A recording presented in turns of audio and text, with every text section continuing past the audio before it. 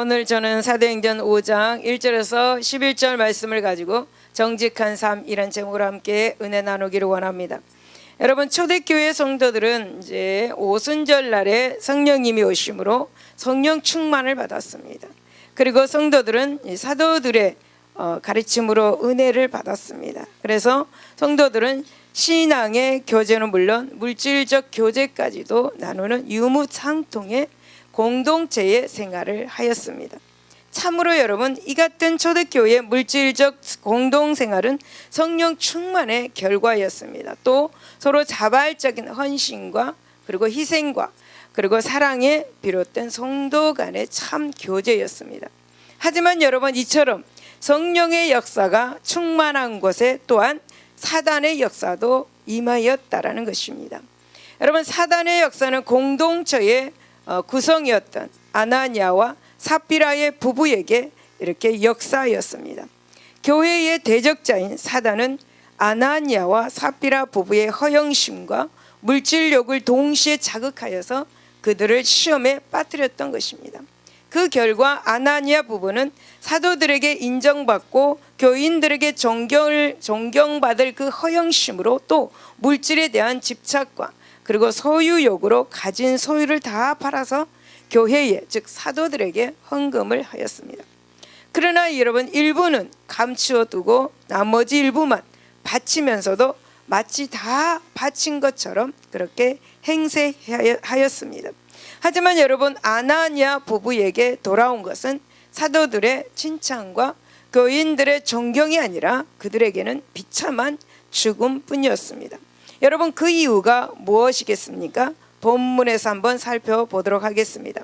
첫 번째 보면 여러분 1, 2절에서 보면은 우리는 영생을 보장하는 하나님보다 현실을 보장하는 돈에 집착함을 우리는 볼 수가 있습니다.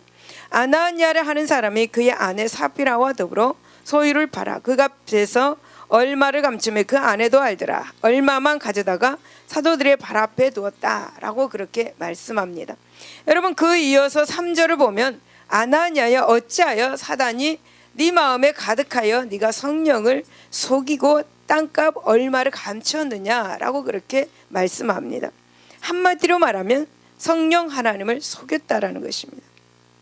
여러분, 이 말씀을 보면서 아나니아는 자신의 그 소유를 팔고 받은 돈 가운데 일부만을 교회에 바치면서 전부를 바쳤다라고 그렇게 거짓말을 하였던 것입니다.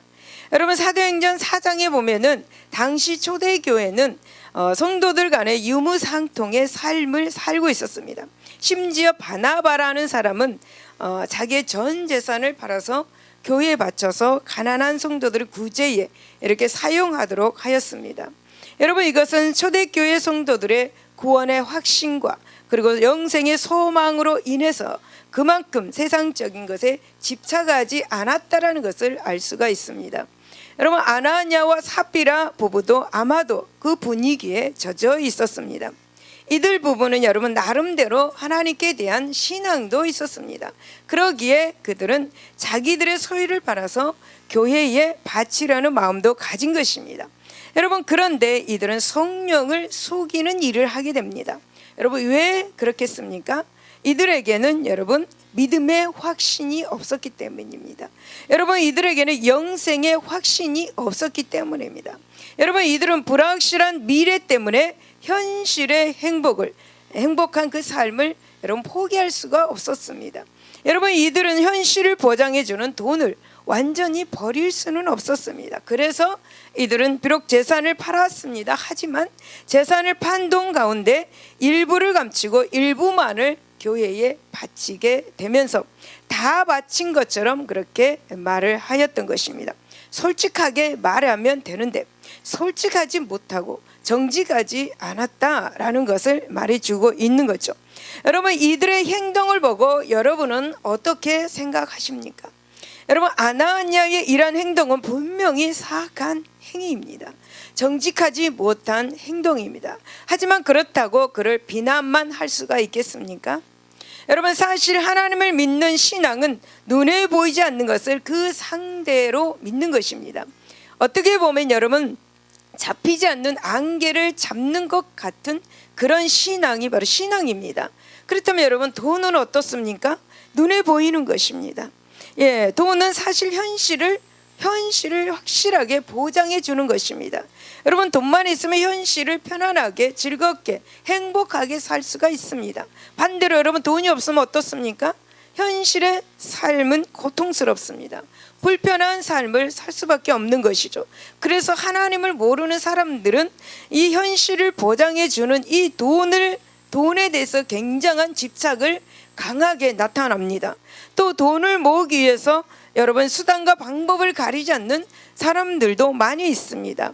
여러분, 돈은 하나님을 모르는 사람에게 있어서 가장 전능한 그런 최고의 신입니다.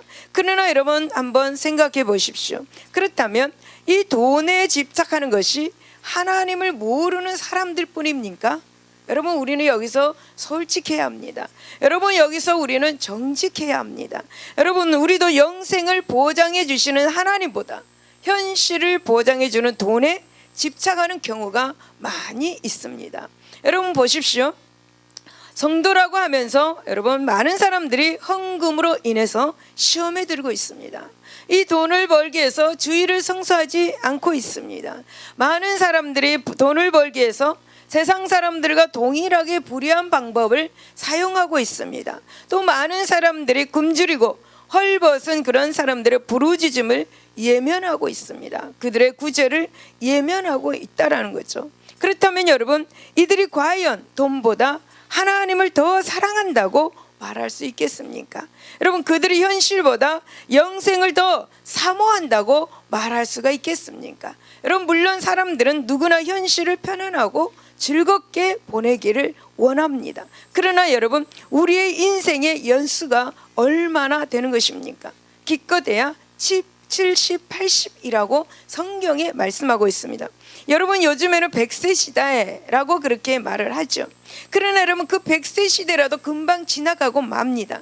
그래서 여러분, 시편 90편에 보면 시인은 이 평생을, 100세 시대라도 이 평생을 순식간이라고 표현하고 100세 시대라도 우리가 날아간다라고 그렇게 인생을 표현하였습니다. 여러분, 돈은 우리의 현실을 안락하게 하고 즐겁게 합니다. 하지만 그것이 우리의 죽음을 막지는 못하는 것이죠. 여러분, 우리는 언제 어디에서 어떤 죽음 앞에 설지 모릅니다. 그때 여러분, 돈이 보장할 수 있는 것이 무엇입니까? 아무것도 없습니다. 그때 돈으로 생명을 살 수도 없습니다. 호흡을 살 수도 없는 것입니다. 왜냐하면 생명은 오직 예수 그리스도이기 때문입니다. 호흡이 바로 하나님으로부터 이렇게 우리가 받은 것이기 때문이죠.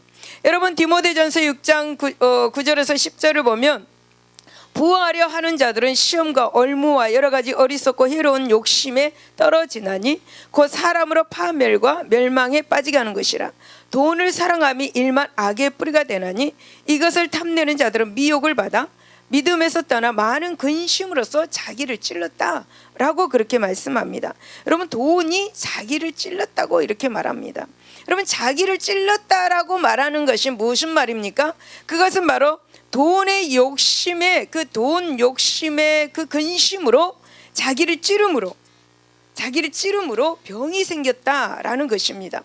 그러면 여러분, 영생이란 게 무엇입니까? 그렇다면 여러분, 영생은 영원한 것입니다. 하나님은 우리에게 이 영생을 보장해 주십니다. 마태복음 13장 44절을 보면 천국은 마치 감추인 보화 같으니 사람의 일을 발견한 후 숨겨두고 기뻐하며 돌아와서 자기의 소유를 다 팔아 그 밭을 산다라고 말씀합니다. 여러분, 이 영생은 밭에 감추어 놓는 보화와 같습니다. 그래서 그 보화를 가지기 위해서 자기의 전 재산을 다 팔아서 그 보화를 보화가 묻힌 밭을 삽니다. 그리고 그 보화를 가집니다. 이 보화가 바로 여러분 영생입니다. 영생은 무엇입니까? 바로 보화이신 예수 그리스도를 믿는 것입니다. 그러므로 우리는 지극히 짧은 이 인생을 살아가면서 인생의 현실을 보장하는 돈이 아닌 영생을 보장하는 하나님을 사모하시기를 예수 이름으로 축원을 드립니다.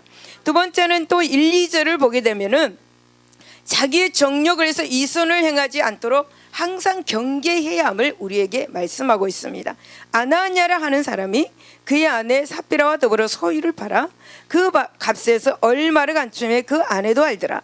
얼마만 가져다가 사도들의 발 앞에 두었다라고 그렇게 말씀합니다. 여러분, 이것은 부정직한 아나니아와 삽비라 부부의 이선적인 그런 행동을 말하고 있습니다. 하나님께 드리는 이 헌금을 이용하여서 자기들의 이기적인 그런 정욕을 채우려고 한다라는 것이죠. 여러분, 그 당시에 바나바와 같은 사람, 그리고 여러 성도들이 자기들의 그 재산을 팔아서 하나님께 드렸습니다.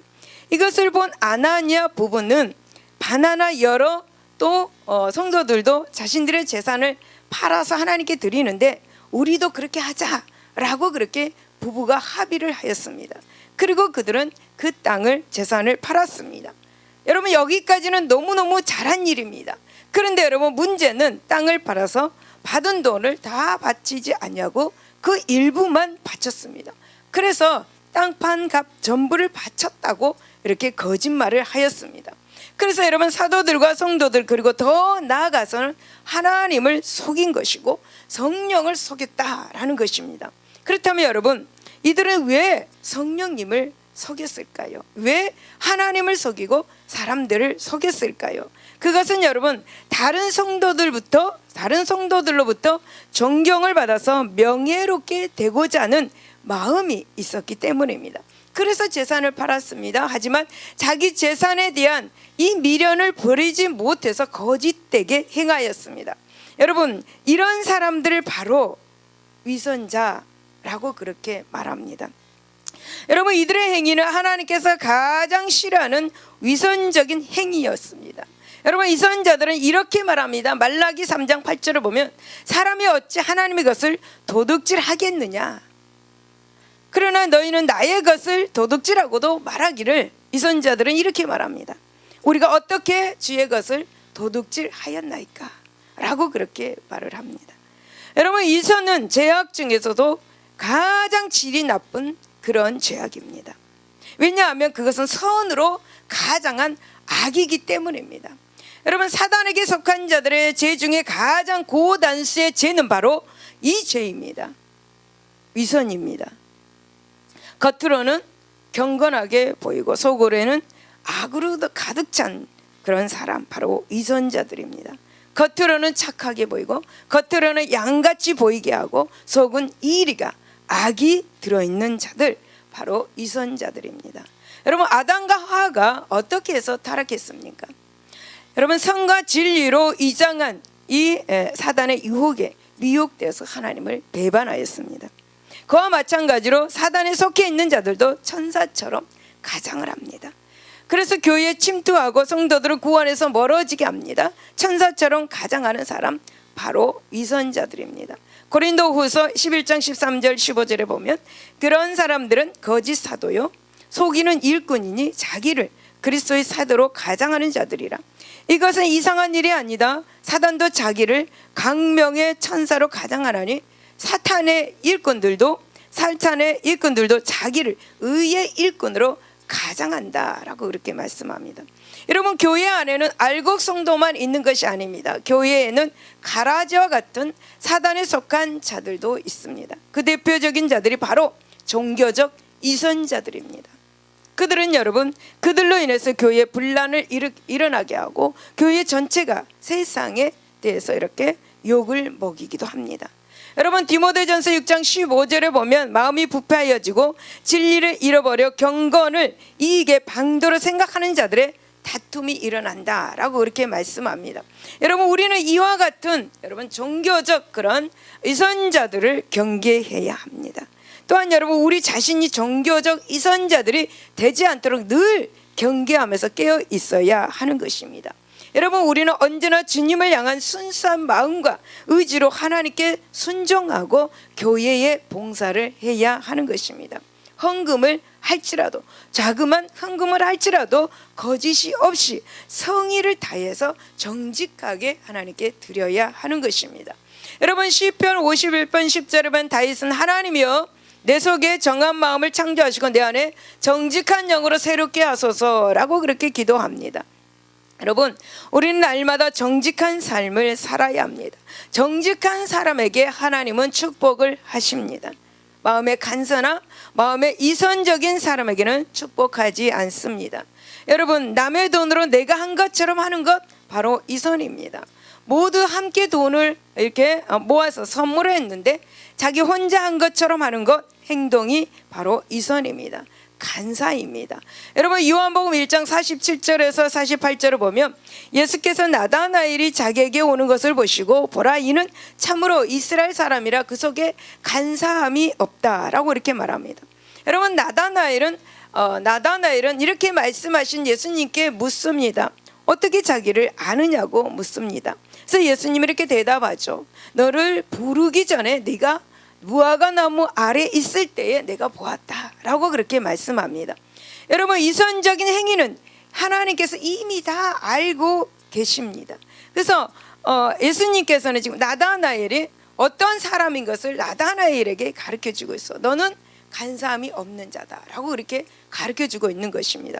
여러분, 아나니아는 사도들도 하나님도 전혀 모를 줄 알았습니다. 그러나 발각되었습니다. 여러분, 하나님은 우리의 모든 생각을 알고 계십니다. 어떤 잔머리를 쓰는지도 알고 있습니다. 여러분, 이선적인 행위는 성령의 열매 대신 사망의 열매를 맺게 됩니다. 이와 같은 사실을 이념하고 정말 우리는 참되고 정직한 그런 신앙생활을 하는 우리 모두가 되시기를 바랍니다. 세 번째, 4절을 보면은 하나님이 주신 자유로 죄를 범하는 어리석음을 피해야 함을 우리에게 말씀하고 있습니다. 땅이 그대로 있을 때에 네 땅이 아니며 판 후에도 네 마음대로 할 수가 없더냐?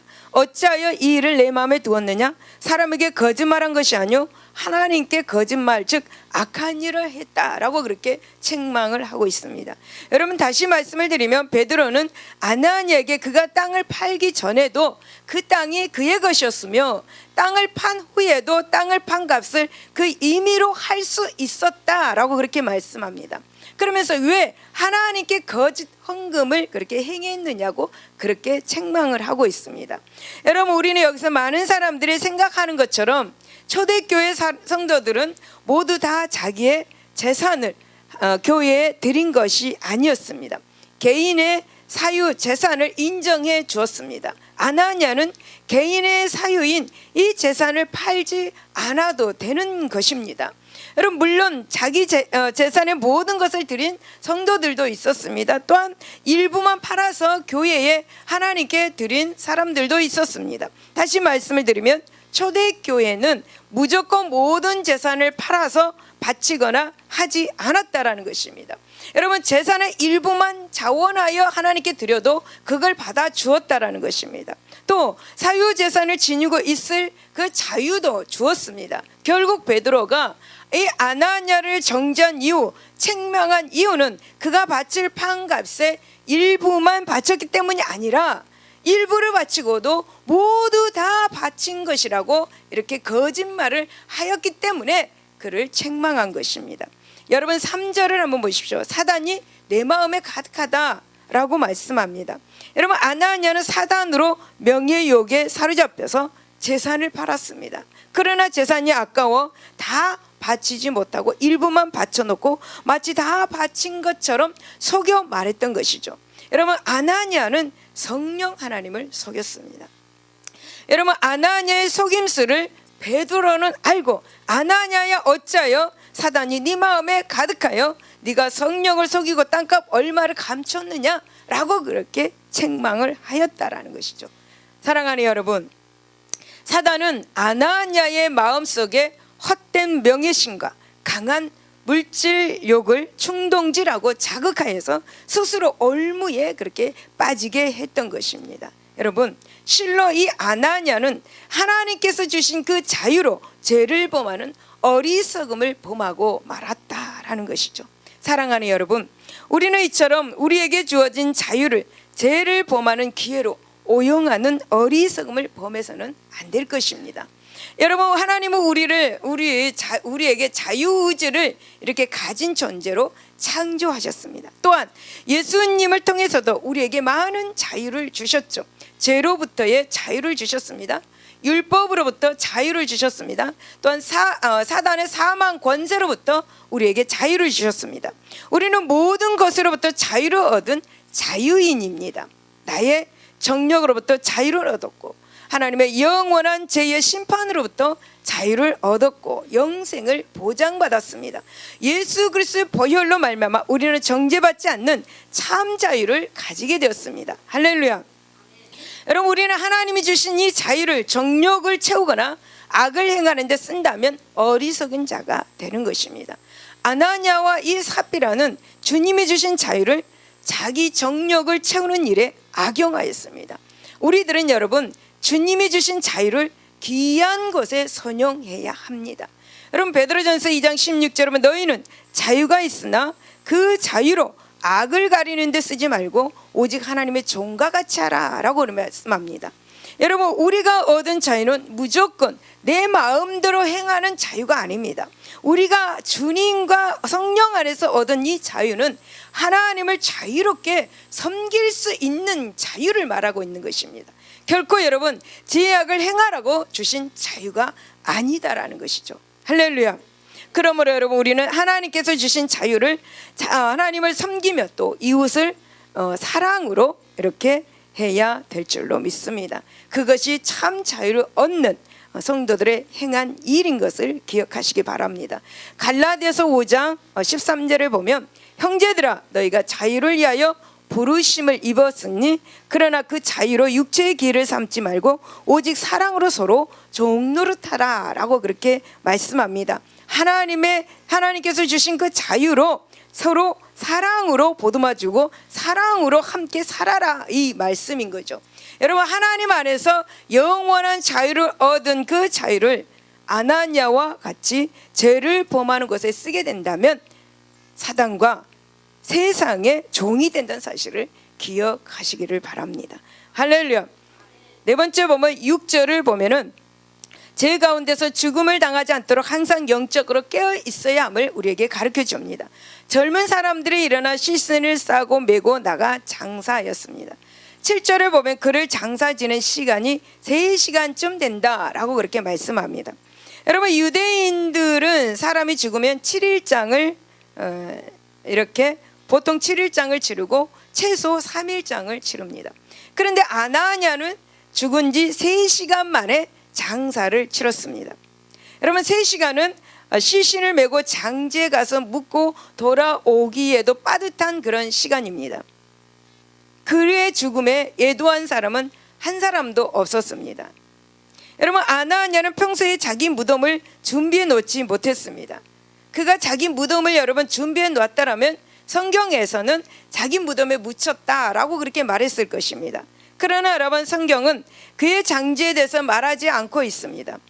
그저 장사 지낸 시간이 3시간도 걸리지 않았다라고 간접적으로 그렇게 말하고 있을 뿐입니다. 여러분, 그렇다면 갑자기 죽음을 당한 이 아나니아의 묘지는 어디일까요? 어디에 묻혔을까요? 여러분, 사도행전 1장 18절에서 19절을 보면 나쁜 가룟 유다에 대해서 나옵니다. 이 나쁜 가룟 유다는 나그네들의 묘지인 아겔다마에 묻혔습니다. 그 묘지는 가룟 유다가 예수를 팔고 받은 돈으로 산에 들인 공회가 이 땅을 사서 나그네들의 묘지로 삼은 것입니다. 이곳은 사람들이 부정한 곳으로 여기는 죽음의 장소입니다. 여러분, 여기서 우리가 한 가지를 생각할 수가 있습니다. 그것은 뭐냐면 죽음은 인생에 있어서 필연이다라는 것이죠. 여러분, 사람은 태어난 이상 반드시 죽음의 과정을 겪게 되는 것입니다. 그리고 그 죽음은 언제 어디서 어떻게 우리에게 다가올지 모릅니다. 다만 우리에게 중요한 것은 바로 지금 아나니아와 삽비라 같이 죄 가운데 죽은 불행한 죽음을 당하지 말아야 한다라는 거죠. 여러분, 히브리서 9장 27절을 보면 한 번 죽은 것은 사람에게 정해진 것이요 그 후에는 심판이 있다라고 그렇게 말씀합니다. 사람은 죽은 것으로 모든 것이 끝나는 것이 아닙니다. 죽음 후에는 반드시 심판이 받게 됩니다. 하나님, 죽지 않게 해주세요. 여기서 영원히 그냥 하나님과 이렇게 살게 해주시면 얼마나 좋겠습니까? 그러나 우리는 이 죽음을 걸쳐야 한다라는 것입니다. 여러분, 아나니아와 삽비라는 죄 가운데 죽었기에 훗날 영원히 심판의 부활로 나아오게 될 것입니다. 여러분, 그때 하나님의 말씀으로 여러분 올바른 삶을 산 성도들은 영생 얻은 부활로 나오게 될 것입니다. 여러분, 아나니아와 삽비라는 처음부터 하나님을 속이는 이들이 아니었습니다. 그들은 한때는 초대교회의 귀한 성도였습니다. 여러분, 주님 뜻대로 주님을 사랑하고 이웃에게 칭찬받은 성도들이었습니다. 그런데 여러분, 사단의 그 유혹을 받아 재물에 대한 탐심과 사람들로부터 인정받으려는 이 명예욕을 물리치지 못하고 하나님과 그리고 사도들과 성도들을 속이려다가 불행스럽게 죄 가운데서 죽음을 맞이하게 된 것입니다. 사랑하는 여러분, 우리는 재물의 유혹을 물리쳐야 합니다. 여러분, 명예욕을 물리쳐야 합니다. 하나님 앞에 정직한 삶을 살아가시기를 바랍니다. 항상 하나님의 의와 하나님의 진리를 추구하는 그런 삶을 사시기를 바랍니다. 그것이 하나님께서 가장 기뻐하는 일입니다. 여러분, 주 안에서 의로운 생활을 하는 가운데 우리는 모두 다 죽음을 맞이해야 할 것입니다. 여러분, 잠언 11장 3절에 정직한 자의 성실은 자기를 인도하거니와 사악한 자의 패역은 자기를 망하게 하는 것이다 라고 이렇게 말씀합니다. 여러분, 이 말씀을 기억하시기를 바랍니다. 여러분, 생명의 주님을 떠나면 죽은 자들과 함께 지내는 운명이 되고 마는 것입니다. 여러분, 삽비라도 그 남편처럼 베드로를 통한 하나님의 진노로 그 자리에서 죽었습니다. 삽비라는 그 남편이 아나니아를 장사하고 들어오는 그 젊은 성도들에 의해서 그 남편이 묻힌 묘지에 함께 여러분 묻히게 되었습니다. 그 묘지는 바로 아겔다마라 불리우는 부정한 자들을 위한 공동 묘지였습니다. 여러분, 아나니아와 삽비라도 처음에는 하나님과 사람 앞에 정직한 신실한 성도였습니다. 아나니아라는 뜻의 이름의 뜻의 그걸 보면은 요한은 자비로우시다라는 뜻을 가지고 있습니다. 또한 여러분, 그의 아내인 삽비라는 아름답다라는 그 의미로는 아랍어로서의 유래한 이름입니다. 여러분, 아마도 여러분 이들 부부는 처음에는 자비로우신 하나님의 은혜를 입어서 하나님을 섬기던 그렇게 아름다운 가정이었을 것입니다. 그러나 여러분, 재물에 대한 탐심에 눈이 이렇게 멀어서 사단에게 미혹됨으로 생명의 주님을 떠나고 세상의 욕심을 따르는 불행한 사람들이 되고 만 것입니다. 그 결과 이들은 추하게 죽은 자들과 함께 묻히는 신세가 된 것입니다. 사랑하는 여러분, 아나니아와 삽비라만이 그런 불행한 운명을 맞는 줄로 생각하지 마시기를 바랍니다. 우리도 우리를 구원하신 생명의 주 그리스도 또 우리를 중성케 하시는 이 성령을 떠나면 영적으로 죽은 자들 가운데 있게 되는 것입니다. 여러분, 잠언 8장 36절 여러분, 나를 잃은 자는 자기의 영혼을 해하는 자라 나를 미워하는 자는 사망을 사랑하느니라 라고 이렇게 말씀합니다. 사랑하는 여러분, 아나니아와 삽비라가 좋은 묘지에 묻히지 못하고 추한 나그네들 부정한 이들을 묻힌 곳에 묻혔습니다. 이렇듯이 우리도 주님을 떠나 세상으로 돌아가면 가장 추하고 더러운 운명을 맞이합니다. 다시는 회개할 수 없는 운명이 되고 더럽고 추한 이런 불신자들 곁에서 지내고 결국은 어떻게 됩니까? 추하게 죽음을 맞이하게 될 것입니다. 여러분, 요한복음 15장 6절에 보면 사람이 내 안에 거하지 않냐면 가지처럼 밖에 버려져 마르나니 사람들이 그것을 모아다가 불에 던져 살라지게 된다라고 그렇게 말씀합니다.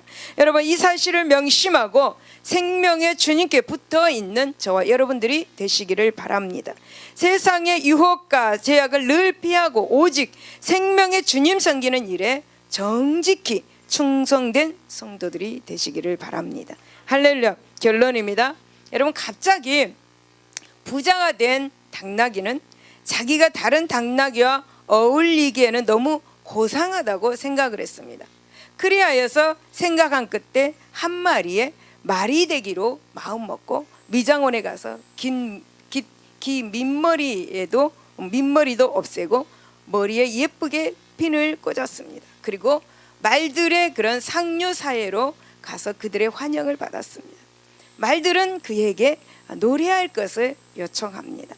그러나 여러분, 입을 벌려도 말들의 우렁찬 목소리는 낼 수가 없었습니다. 그래서 이손자임이 나타 탈로가 났습니다. 여러분, 아나니아와 삽비라의 이름의 뜻을 보면 이들 부부는 전혀 자신들의 이름에 맞지 않게 거짓되고 위선된 그런 행위를 저질렀습니다. 그래서 하나님의 심판을 자초하고 말았습니다. 사랑하는 여러분, 그렇다면 오늘날 우리들은 어떻습니까? 우리 생각해 봅시다. 성도 혹은 그리스도인이라는 보배롭고 또 명예로운 이름을 가진 우리들입니다. 하지만 여러분, 도무지 성도답지 못하고 목회자답지 못한 신앙의 삶의 모습을 드러내고 있습니다. 여러분, 오늘날 많은 자들이 훌륭한 기독교인 채 하고 살아갑니다. 하지만 그들의 마음은 죄로 가득 어두워져 있습니다. 왜냐하면 예수님을 구주로 모시지 않기 때문입니다. 오늘 이 말씀을 잘 기억하셔서 정직한 삶을 사시기를 예수 이름으로 축원을 드립니다. 기도하겠습니다.